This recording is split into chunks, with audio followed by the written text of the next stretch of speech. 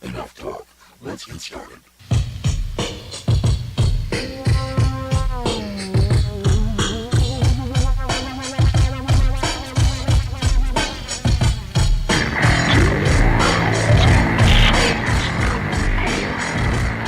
Hello and welcome to the Wash Sports Podcast. All your Seattle sports, all in one place.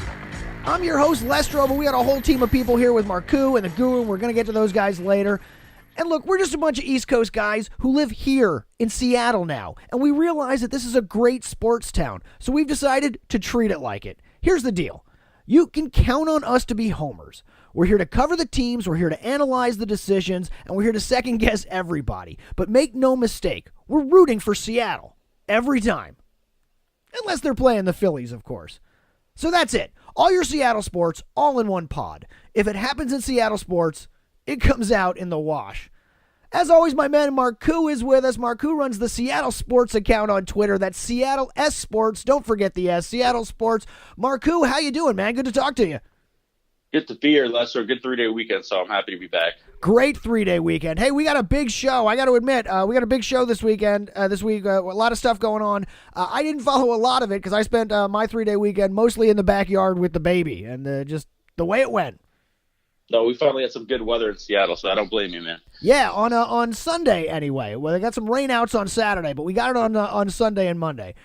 Big show this week, as I was saying. We got a UW softball making the College World Series again, third straight year. We got the Seattle Storm starting their season off. We got, of course, the Mariners and the Seahawks and the usual suspects, the Sounders. We got the Seawolves. We're going to do our South Sound check-in on all those Tacoma teams. We got a college wrap-up that's got a little bit about recruiting for UW. Good class on that.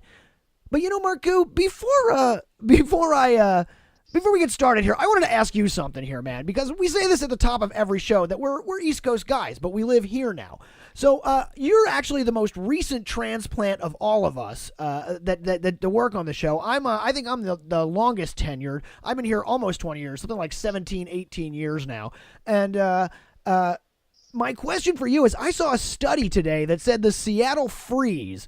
You know this, right? You've heard of this, Marku, the Seattle Freeze?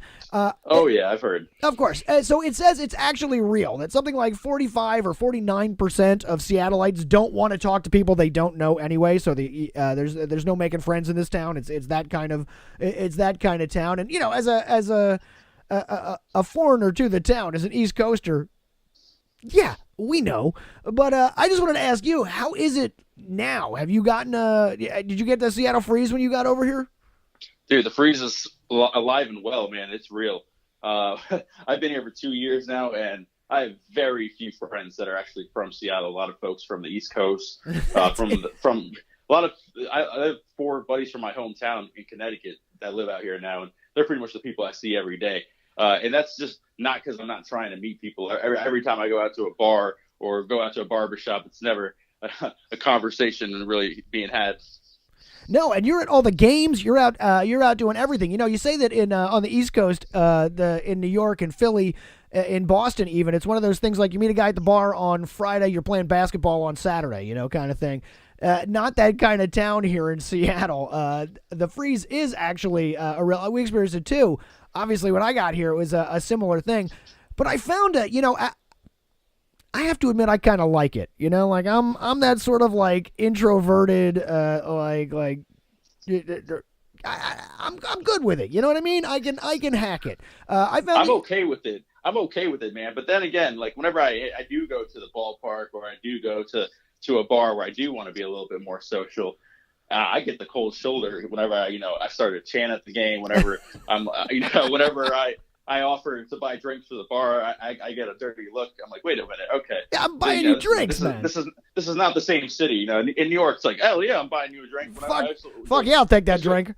I used to go to school in South Carolina for a little bit too, and I'll tell you what, the hospitality down there is real. You know, they are the kindest people. When you're walking around, and here you just get the cold shoulder. It's something else. The freeze is real. It's real, but I'll tell you what, I'd still rather be here. You know, like that's why I'm here. It's still a better place to be.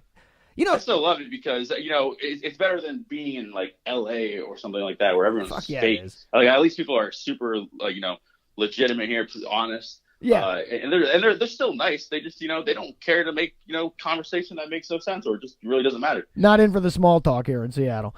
Yeah, you know what I was thinking though? I know we're all in on the grunge here at the Wash. We love the grunge. Go grunge for the NHL team. Seattle Freeze isn't bad either, to be completely honest with you. That would actually almost that would do the same mascot we talked about, big Sasquatch in a flannel. It would still work for the Seattle Freeze. I agree, man. I'm all in on the grunge, but the Freeze is actually a perfect name. It symbolizes what the city, the city is, what the people of the city are. It's what you we're know about. what I mean? Yeah, it never gets too freezing out here, but the freeze is definitely real. But the freeze is real. All right. And with that, let's actually talk about some of the Seattle sports in this area because I'll tell you what, freeze may be real, but some of these teams are heating up. You like that? That's my cheesy radio segue. Oh, I like that.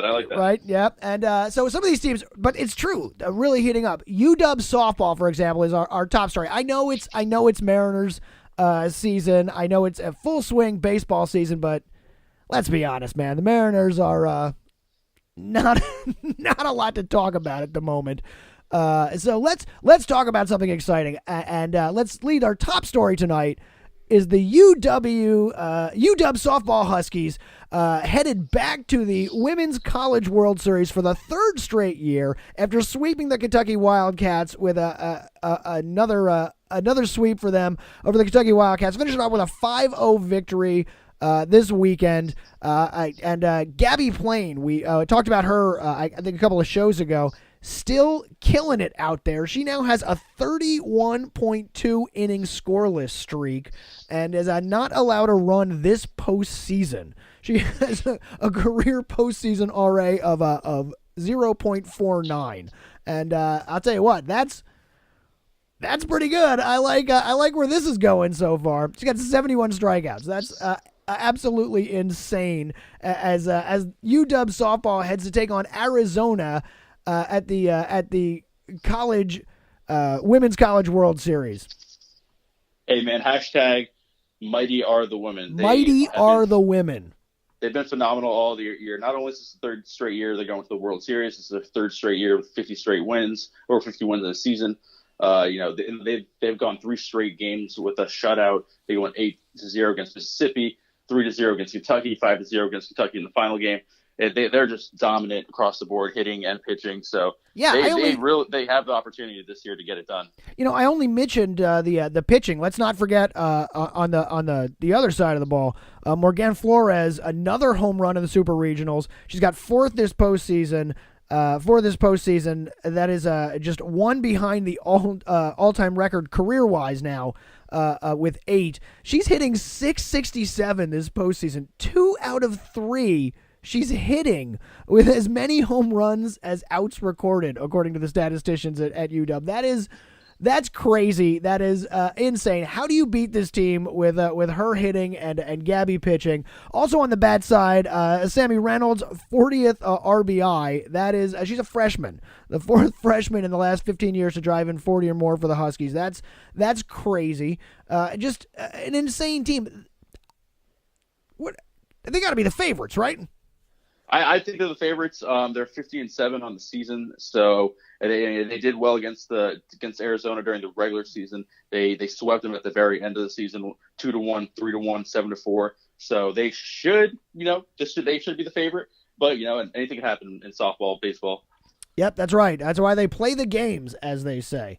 But it was a good test. They played them at the end of the season, right before their final series against Stanford, and it was at Arizona. So it was a really good test for them. They are the favorite. What really just grinds my gears, man? The game starts at 9 a.m. on Thursday. Right. What kind of bullshit is that? That is the East Coast bias. We talk about it. It's one of those things we hear Seattleites talk about when we get out here. Speaking of the freeze, and then you realize it's fucking true. There is an East Coast bias. This time is the perfect example. This is Seattle, UW, and Arizona playing each other in where? Where is the game again?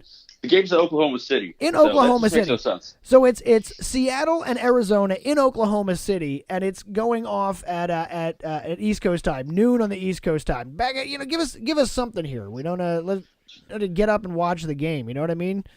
Hey, at least the game's going to be on national TV, ESPN. They deserve the national attention, even though it's going to be a really early day game, in the middle of the week.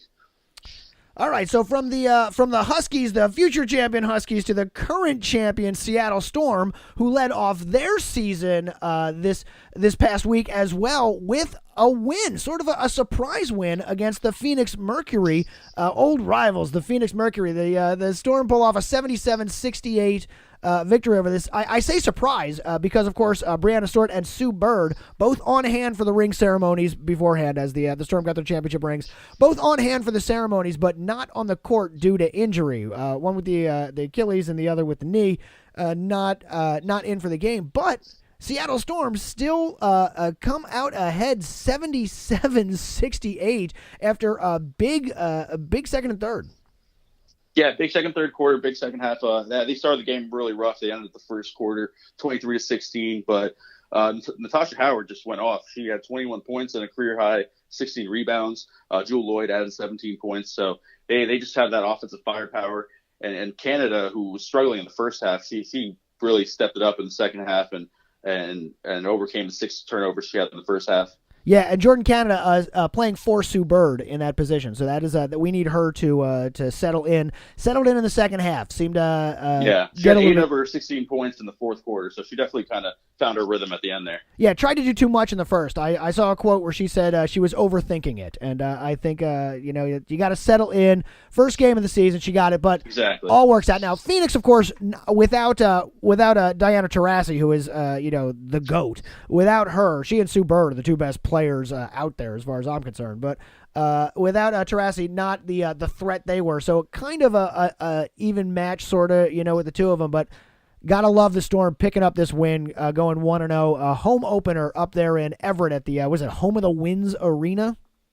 Yeah, it's their temporary home for the next month. They're going to be playing at the UW Stadium starting June 23rd against Indiana Fever, but they're going to be playing in Everett for the time being because of the construction at Key Arena, as we mentioned in last couple shows. But there was a good crowd on hand. Got to give them credit that the marketing team is making sure there's a bus that gets out there. There's team parties down here, viewing parties in Seattle at the same time. So watch the Storm. They're defending champs, and they're still good even with the 2 injuries. Yeah, and this is actually speaking of that, this especially in this town, the people turning out to watch these games. That's why it's so annoying, especially Brianna Stewart being injured. She hurt herself playing over in the Euro leagues because she gets paid so little here at the WNBA, relatively speaking. She only makes $56,000 a year, I think it was, to play here in the WNBA. That's absurd. They're selling out games. They're packing games. Seattle leads in attendance.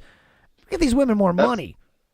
That's correct. And one quick news on Brianna Stewart. She actually got a temporary suspension in order for her to pick up a front office job in the WNBA, so she'll get a higher base salary. So that is something positive that came from it. It's sad that they need to do that, but it's what it is. Yeah, it's, the best player in the WNBA had to get a second job in the WNBA. That's what it says. So good for her, but that's shitty for the league. Let's not beat around the bush on that. So, okay. That's right. But WNBA is full swing. We're back. Storm have 3 games coming up this week. They play their next game in Minnesota on Wednesday. They have a game against Atlanta on Saturday and then Chicago on Sunday. So basketball's in full swing again. Yep, back into the WNBA season. The world champion Seattle Storm out there defending with a win, 77-68 in their opening game. All right, I guess it's time. Let's talk about the Mariners. What do you say? All right, let's just get that out of the way. They're awful, man. It's just not terrible, a good terrible. team. Now, you went to this game on Monday. Yeah, I went to the game yesterday. This was the Memorial win. Day. That was the win. It snapped a 6-game losing streak, but man, the stadium was empty. We didn't have any Memorial Day gear on. It just, I don't know. Everything felt wrong about the win. Tonight we're losing. We're getting smacked around. It's 11-3 in the 8th inning. So just a tough go for the Mariners. They've lost 30 of their last 41 games, so it's just been awful. Yeah, you mentioned a 6-game losing streak before getting the win on Memorial Day to open the homestand against Texas. Pretty standard for the Mariners. When pitching comes through, hitting doesn't. When hitting comes through, pitching doesn't. Not good for even last week. We were talking about the bright spot being Kikuchi. Not even a bright spot during this road trip. In a 6-5 loss to the A's on Saturday. Only threw 3.1 innings, gave up 4 runs in that effort. So not even a good showing for him.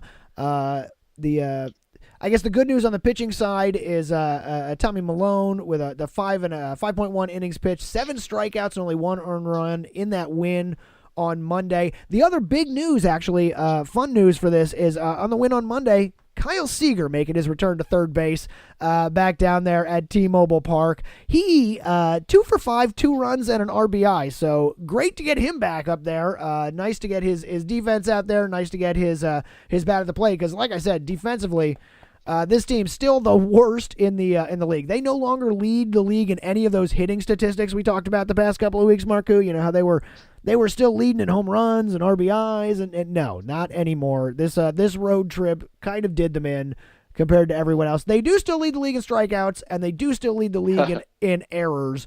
So that is your Seattle Mariners right now. They are home, playing against the Rangers for a couple more days. Then they take on the Angels starting Thursday. They got an afternoon game on Wednesday. Then they start the Angels on Thursday, and then they have a 4-game series against the Astros next week. If you want to see a good baseball team, the Astros coming in, that should be a good series. You'd hope to put up the fight through here. Saw that Felix is making his progress to get back, as well as is the closer, whose name I'm brain farting on at the moment. We don't have a closer, man. We don't have a closer. There's no closer. But Felix throwing off the flatland again, looking to get back later this season, see what he can do. The Mariners, puncher's chance every day. Not a very good puncher's chance as they sink to last place in the AL West. Should probably be there for a while at 24-32. That 500 season, that 13-2 start, getting further and further away every single game. Yeah, it feels like a whole other eternity ago. Right. But you know what's fun though? Daniel Vogelbach, he's still really fun to watch. He had a towering home run yesterday. Oh man, the third deck. So yeah, he's been fun to watch. If there's an all-star that we can hopefully put out there, maybe Daniel's the guy. I saw or Haniger. I saw the. Vogie, yeah, they blocked off his seat. I don't know if you saw this at the I think a Divish from the I saw that they put caution tape and a cone up there. Right, but, he's only the third player to ever to hit that third deck. Yeah, that's right. But going back to Haniger, he was great last year, but he's not an all-star this year. It's just based on this year alone, Vogie's our all-star. I understand Mitch was the guy last year, but he's only batting like 230 right now. He's struggling on a bunch of stuff. His stats have dropped off since that really hot start. Yeah, and he is our all-star, is exactly right. This team is going to get its one all-star. It really doesn't deserve a second one after that. Yeah. All right, so Mariners still buying into the fun. Like I said, puncher's chance. I'd get down there to T-Mobile. I'm sure the tickets will be relatively easy to come by. Okay. So let's turn then to the big dogs in this town because it may be the middle of summer, but there's always Seahawks news. So we're gonna give a quick phone call to our man, the Guru, over there from Trash Talk Radio and the Guru's Film Room, and get him on the line to talk a little bit of Seahawks. Hang on just a second. Guru, are you there, my friend? Yes, sir. Yes, sir. Yes, sir. Fellas, how you guys doing this week, man? I hope you all had a great Memorial Day weekend. There he is. What's good, Guru? The Guru, all the way from Trash Talk Radio and Guru's Film Room. You can find him with me every week on Trash Talk Radio, everywhere you can find podcasts, and every day on Instagram at Guru's Film Room. Guru's Film Room on Instagram is just his thoughts. Great to talk to you again, my man. How you doing? Hey, what's going on, fellas? How are you guys doing, man? Thank you for having me once again. Thank you. Yeah, you're just saying Memorial Day, I had a great one. I spent it in the backyard with the baby. Marku went to the ball game. Just a good time. Oh, man, sounds like a great time, man. I was over there right here in downtown, man. Went to Seattle and watched Aladdin with Will Smith. How was it? It was great, man. I'm a Disney guy, man. I am a Disney guy. The Guru loves his Disney movies. I'm just getting prepped for the ultimate Guru's movie of all time, The Lion King. That's what I'm getting prepped for, man. I believe that. I bet that would be a fun one. It's so there you are on the Wash, all your Seattle sports and movie reviews, all in one pod.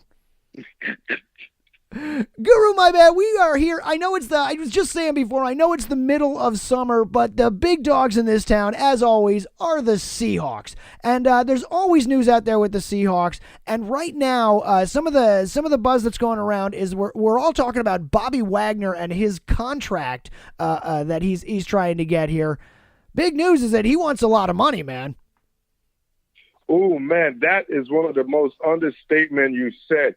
The quarterback of the defense is doing different. He's doing it differently than Russell Wilson, but he is making it public that he wants to be the highest paid middle linebacker or inside linebacker in the NFL. And it's kind of funny right now. Well, it's not funny because currently Bobby Wagner is on his last year of his contract, and he's before C.J. Mosley of the Jets, who currently is the highest paid after his contract is signed this past free agent market. $17 million. That's the bar. $17 million for C.J. Mosley. $17 million. You know, think about it. Why do you think Bobby Wagner is mad? Right now, he's averaging $10 million a year, man. Now the question then becomes: $17 million a year sounds like an awful lot of money for Bobby Wagner. But then again, Bobby Wagner's worth it, right? Bobby Wagner is definitely worth it, but the Seahawks are strapped, and overall, I think it's just the overall change of this team that's happening. And whoa! Are you suggesting they're not gonna give the money to Bobby Wagner? Back up the truck. I am very, very, very, very be surprised if Bobby Wagner do get that $17 million. And he seemed like what makes it so peculiar, Lester and Marco, is Bobby Wagner representing himself and being a strong-minded individual and having that buffer with an agent being there. That's normally a buffer. So, like I mentioned, the team don't necessarily have the opportunity to express how they really feel and the value for Bobby Wagner.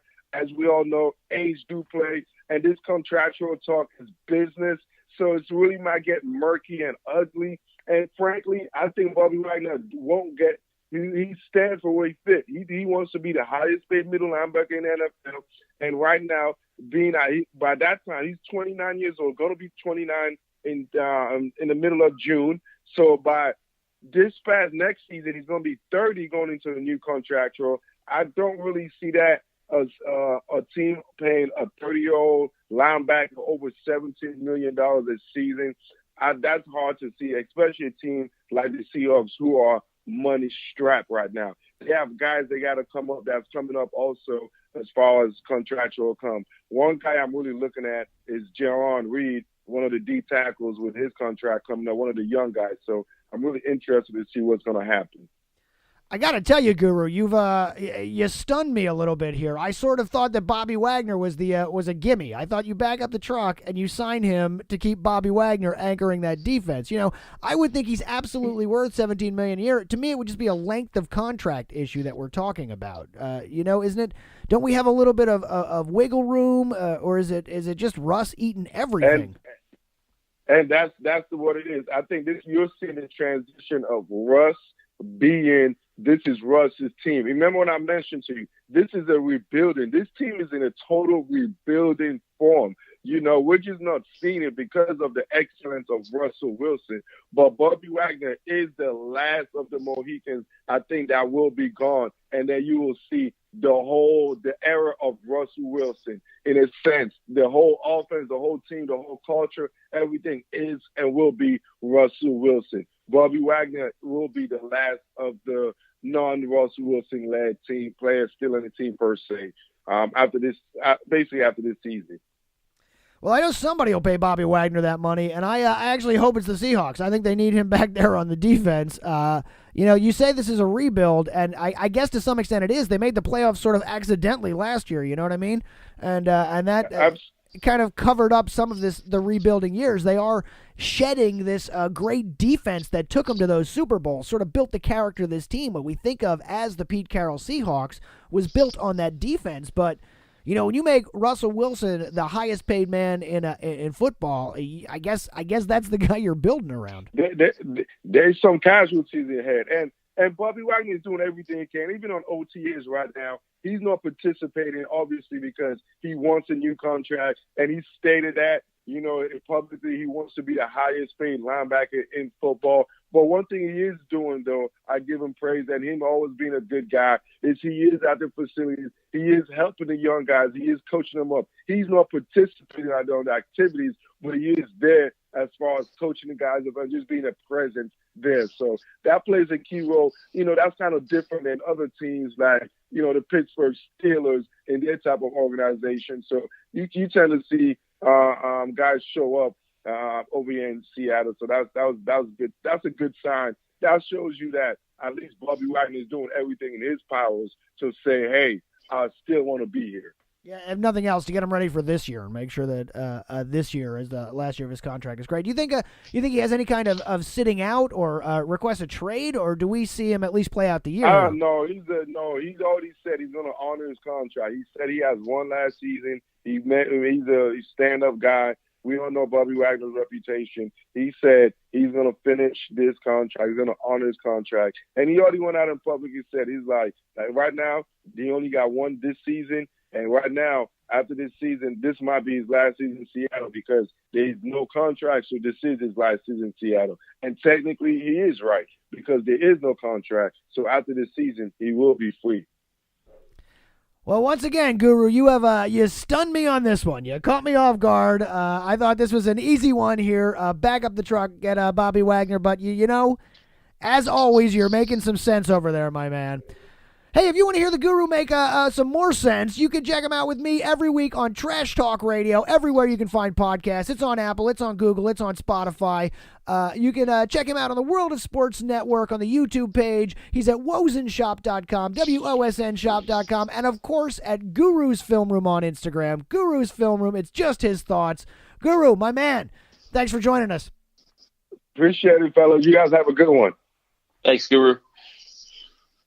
All right, Marku, back again, just you and me here on The Wash. Hey, let's take a moment. We mentioned Trash Talk Radio. Let's take a moment to remind people that they can get The Wash anywhere you can find podcasts as well. We are on Apple. We are on Spotify. We are on Google. Do us a favor. Head over, click subscribe, and leave us a quick review. Scroll down to the bottom of the page and leave us a review. Let us know how we're doing. If you're looking for Marku, he is, as always, on seattlesports.com on Twitter. That is Seattle S Sports, seattlesports.com on Seattle's Sports on Twitter, and I am More or Lestro every day on Twitter at More or Lestro.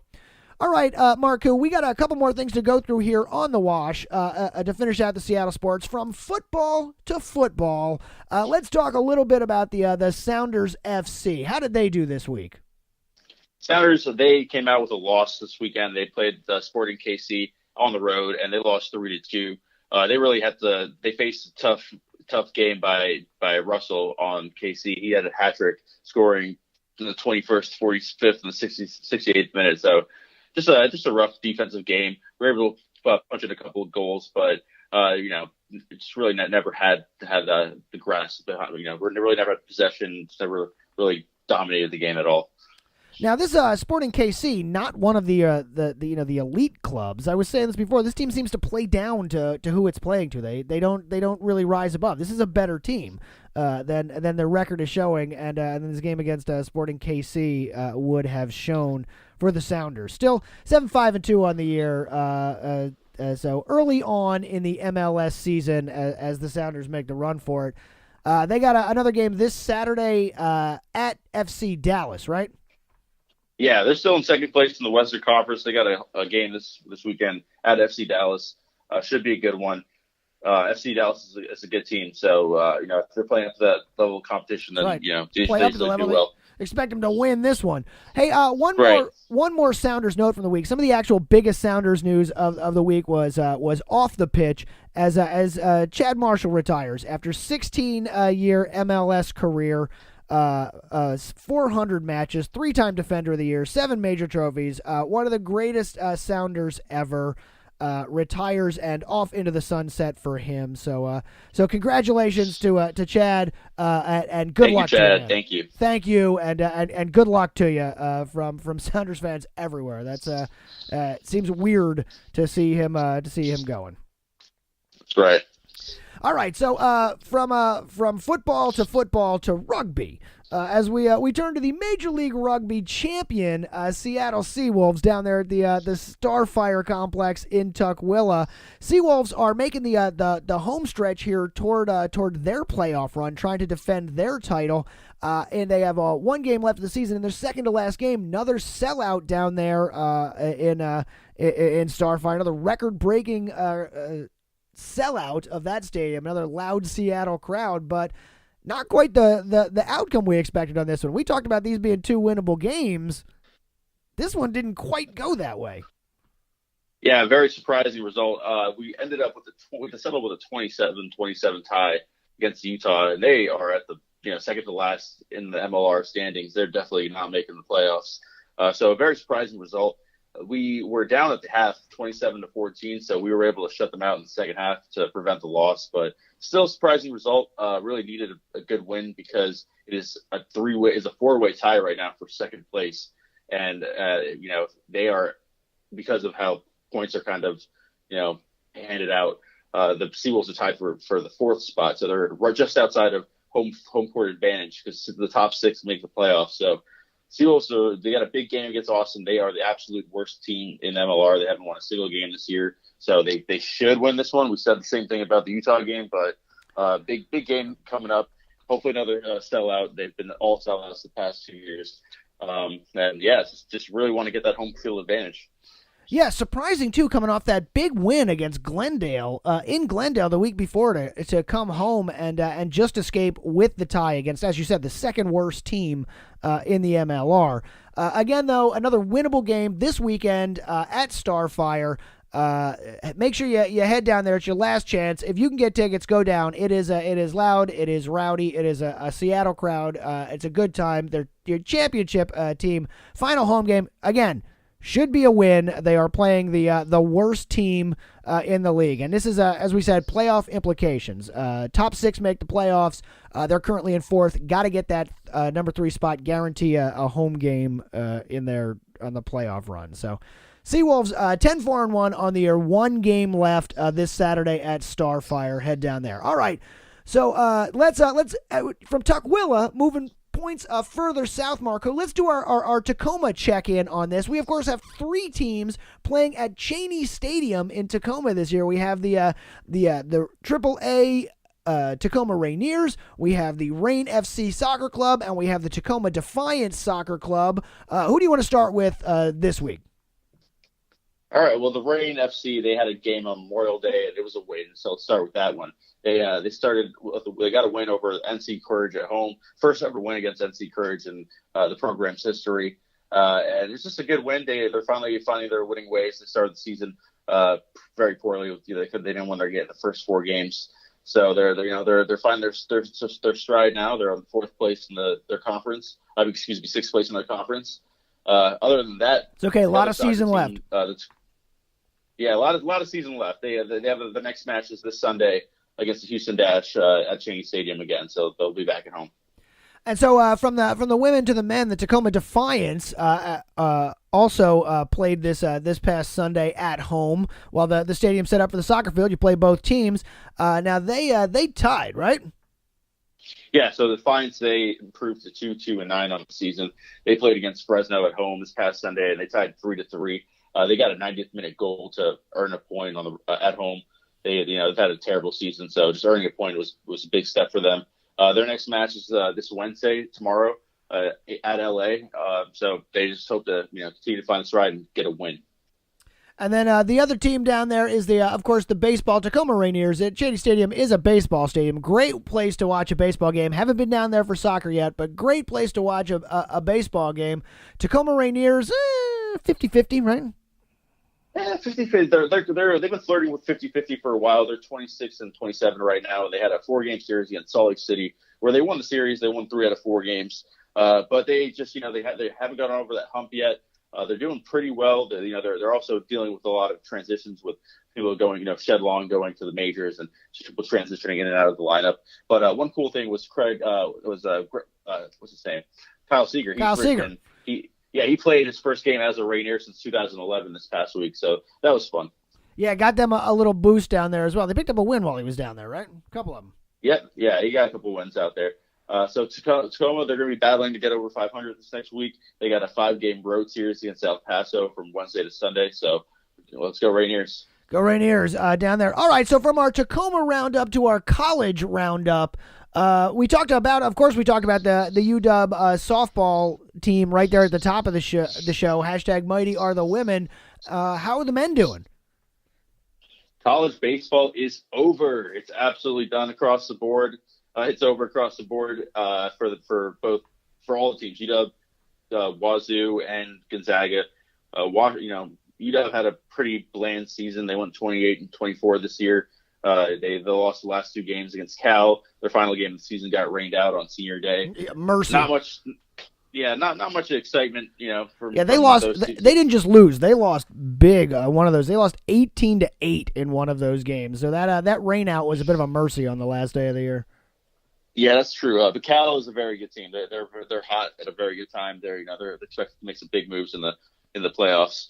Wazoo, their season mercifully ended. They had a terrible season. They ended up firing their coach this past week, so this is the first series without their head coach. They went 11-42-1 on the season with that random tie.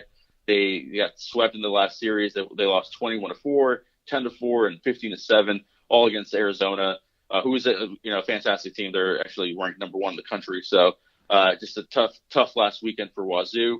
And 46-15. That's how they got outscored this weekend. 46-15. If you want to put it for the weekend, that is just brutal. I don't like math, so I try to stay away from the math, but that's bad. Brutal. Yeah, and Gonzaga, they're done. They played in the WCC baseball tournament this past weekend, and they came up short. They finished the season 31-24. They lost both of their games in the tournament against St. Mary's. Tough stretch for them. They lost in the semifinals to St. Mary's, and St. Mary's, they lost in the St. Mary's lost in the final. I forgot to who, but who cares? It doesn't really matter. And that's it for college baseball across Washington State this spring. So watch the Huskies this weekend as they are still playing the softball team in the College World Series. Hey, one more college note before we get out of here, Marku, because that's about the wrap on our Seattle Sports on the Wash this week. We got one more big note though, especially out of the colleges. UW basketball got a huge announcement coming from this past week in signing day. Yeah, they got a big signing. Seattle native who plays at Federal Way, Jaden McDaniels, has committed to UW. He announced it via Twitter. He is the number 7th ranked guy on ESPN. He's a 6'10" guard with incredible length and potential. Definitely a first-round pick in the next draft. He is, he's joining a phenomenal draft class that UW has put together with Isaiah Stewart, who's coming from Rochester. Yeah, get out of upstate. Yeah, exactly. He's 3rd in the country on ESPN's ranking, and he's a 6'9" forward. So the team's going to be big next year. They got I cannot pronounce this guy's name from Portland, but they have that guy Marcus from Portland, Raekwon Battle from Marysville, Quade Green from Philly. It's just a top-notch recruiting class. Really, it's going to be a top 5. It's going to be fun. They're going to be playing. They actually got invited to the Naismith Invitation in Toronto this coming year, November. It's a big East Coast tournament for them, so they're going to be excited to be there. Yeah, we talked about the recruiting class of the last coach, Lamar. What's his name? His ability to recruit and not get over the hump. Mike Hopkins holding his own in the recruiting. That the number 3 and the number 7 picks to getting them to sign. They didn't know that Jaden from down there in Federal Way was going to end up here in.